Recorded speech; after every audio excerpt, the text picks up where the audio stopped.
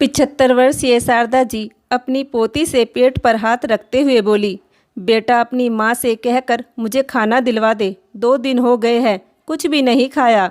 यह सुनकर 12 साल की स्वाति की आंखों में आंसू आ गए। दादी आप रुको, मैं आपके लिए अभी खाना लाती हूँ, कहकर स्वाति अपनी मम्मी के पास चली गई और बोली, मम्मी दादी को भी खाना दे दो ना, दादी ने 2 दिन से कुछ भी नहीं खाया। तभी शारदा जी की बहू रत्ना अपनी बेटी स्वाति को डांटते हुए बोली, तू चुप कर, आई बड़ी दादी की चमची, ज़्यादा दादी की चमची बनेगी तो तुझे भी तेरी दादी के साथ बंद कर दूंगी और तुझे भी खाना नहीं दूंगी। उस बुढ़िया के लिए नहीं बनाया है मैंने खाना, जितना खाती है उतना ही बैठे बैठे खाट में निकाल देती है। मेरा तो इस बुढ़िया ने जीवन नरक बना रखा है। बुढ़िया मरने का नाम भी तो नहीं ले रही है, पता नहीं कब मरेगी, कब तक छाती पर मूंग दलती रहेगी ये बुढ़िया।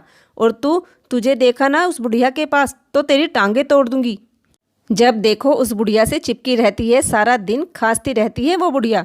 अब अगर आगे से उसके कमरे में दिखाई दी ना तो तुझे बहुत मारूंगी। चल जाकर अपना होमवर्क कर।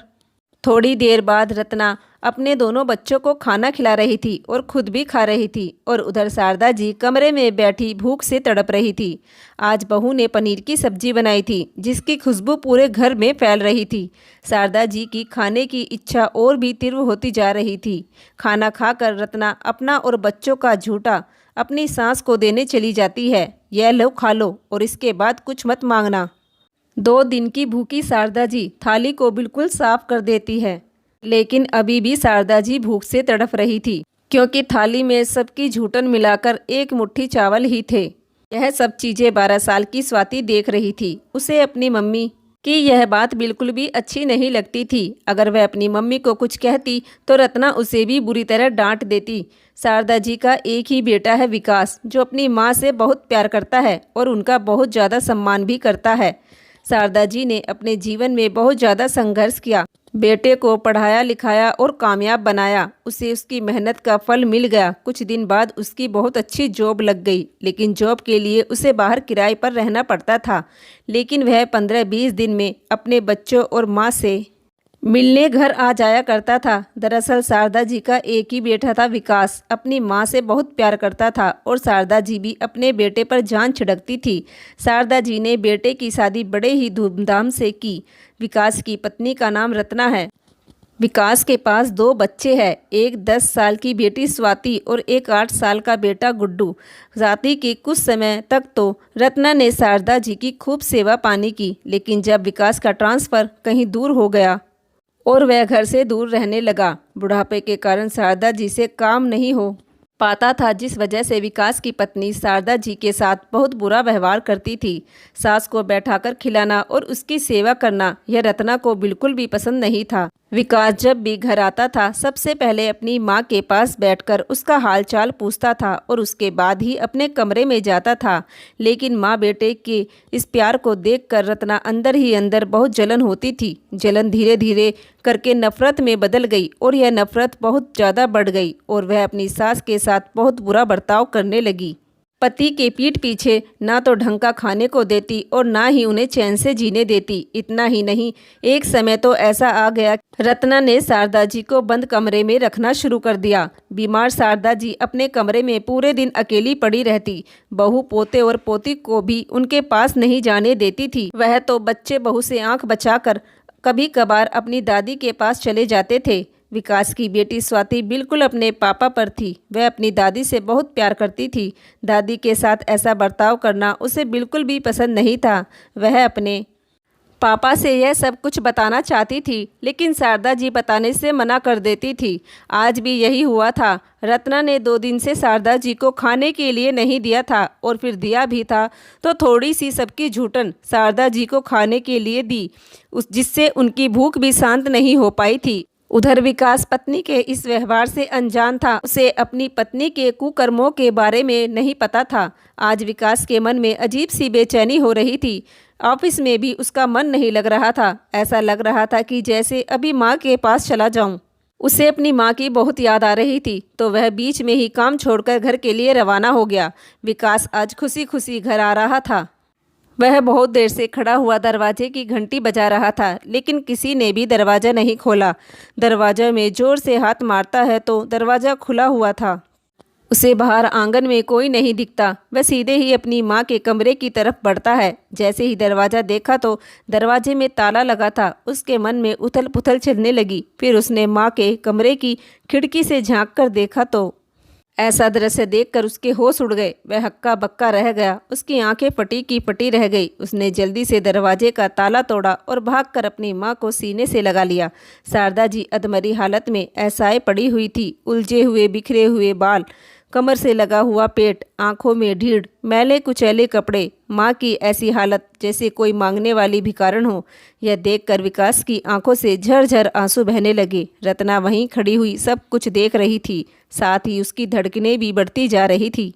विकास ने अपनी माँ को पानी पिलाया और पानी के छींटे मुंह पर डाले। शारदा जी को थोड़ा होश आया। जब उन्होंने अपनी धुंधली आंखों से विकास को सामने देखा तो उनकी आंखों में आंसू आ गए। विकास बोला, माँ क्या हो गया था आपको? आपकी हालत ऐसी कैसे हो गई? शारदा जी भूख से तड़प रही थी। विकास से बोली, बेटा बहुत तेज भूख लग रही है, मुझे खाना दे दे। यह सुनते ही विकास का दिल दहल गया। उसने जल्दी से पहले कुछ अपनी माँ को खिलाया। उनके शरीर में बहुत ज़्यादा कमजोरी आ गई थी। वह बार बार बेहोशी की हालत में आ जा रही थी। इस वजह से उनसे कुछ खाया भी नहीं जा रहा था। अपनी माँ की गंभीर हालत को देख बिना देरी किए विकास अपनी माँ को उठाकर अस्पताल की तरफ भागा चला जाता है। उसकी पत्नी और बच्चे भी विकास के पीछे दौड़े चले जाते हैं। अस्पताल में पहुंचकर विकास ने माँ का इलाज कराया, जहां डॉक्टरों ने शारदा जी को ग्लूकोज और कुछ इंजेक्शन लगाए। जब शारदा जी की हालत थोड़ी ठीक हो गई तो 2 दिन बाद विकास अपनी माँ को घर ले आया। उसने अपनी माँ को कुछ खाने के लिए दिया और वहीं उनके पास बैठकर उनके हाथ पांव दबाने लगा। वहीं विकास की बेटी स्वाति भी अपनी दादी के पास आकर बैठ गई। विकास ने अपनी माँ से पूछा, माँ क्या हो गया था आपको और ऐसी हालत कैसे हो गई थी? कुछ नहीं बेटा, वो मेरा एकादशी का व्रत था तो मुझे चक्कर आ गए थे। शारदा जी अपने आंसुओं को छुपाते हुए बोली। इतना सुनते ही स्वाति बोली, नहीं पापा, दादी झूठ बोल रही है। मम्मी बहुत गंदी है। मम्मी ने दादी को 2 दिन से खाना नहीं दिया था और दिया भी था तो थोड़ा सा बचा हुआ खाना हमारा और अपना झूठा, उसमें एक रोटी भी नहीं थी। सबकी झूठन मिलाकर बस 1 मुट्ठी चावल थे।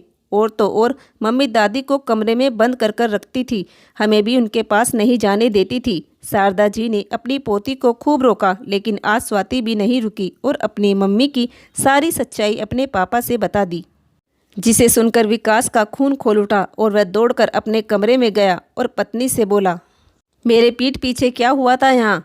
यह माँ की हालत ऐसी कैसे हो गई? विकास अपनी पत्नी की तरफ घूरते हुए बोला।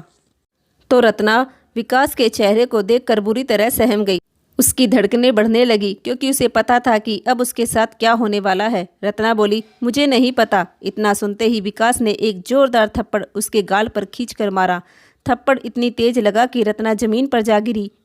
विकास ने फिर से उसका हाथ पकड़ खड़ा कर दोनों हाथों से कई थप्पड़ उसके मुंह पर रसीद कर दिए। ऐसा नज़ारा देखकर रत्ना की आंखें बाहर आ गई। विकास की आंखों में लाल अंगारे उठ रहे थे, चेहरा पूरा क्रोधित हो उठा। उधर बच्चे और शारदा जी भी धीरे धीरे कदमों से वहां आ पहुंची। आज विकास का गुस्सा 7वें आसमान पर था।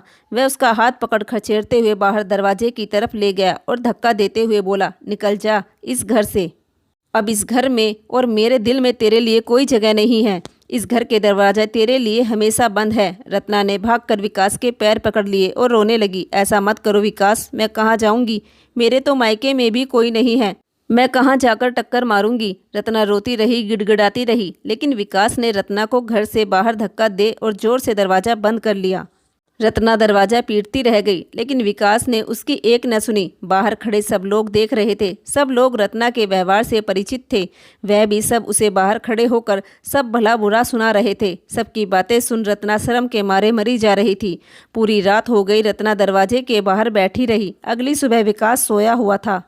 उसके जागने से पहले ही शारदा जी दरवाज़ा खोल देती है। वह बहू को अंदर ले आती है। अंदर आते ही रत्ना शारदा जी के पैरों से लिपट कर रोने लगती है। माँ जी मुझे माफ़ कर दो, मैंने आप पर बहुत अत्याचार किए, कहते हुए ज़ोर ज़ोर से रोने लगी। उसकी आवाज़ सुनकर विकास की नींद खुल गई। वह उठकर बाहर आया तो रत्ना को अंदर देख उससे बर्दाश्त न हुआ और वह फिर से उसे का हाथ पकड़ बाहर की तरफ खींचने लगा तो शारदा जी बेटे के आगे हाथ जोड़ने लगी। बेटा, इसे माफ कर दे, अब वह आगे से ऐसा नहीं करेगी। लेकिन विकास कुछ भी सुनने के लिए तैयार नहीं था। शारदा जी के कई बार आग्रह करने पर विकास रत्ना से बोला, मेरी माँ ने तो तुझे इस घर में रख लिया है, लेकिन तुझे मेरे दिल में कभी जगह नहीं मिलेगी, कहकर अपने कमरे में चला गया। आज रत्ना को अपने किए पर पछतावा था। आज वह हाथ जोड़े आंगन में खड़ी बीचों बीच आंसू बहा रही थी। सास ने तो भले उसे माफ कर दिया था, लेकिन पति जिसके साथ पूरी जिंदगी बितानी है, उसके प्यार और विश्वास को जीतने के लिए अब उसे अग्नि परीक्षा देनी थी।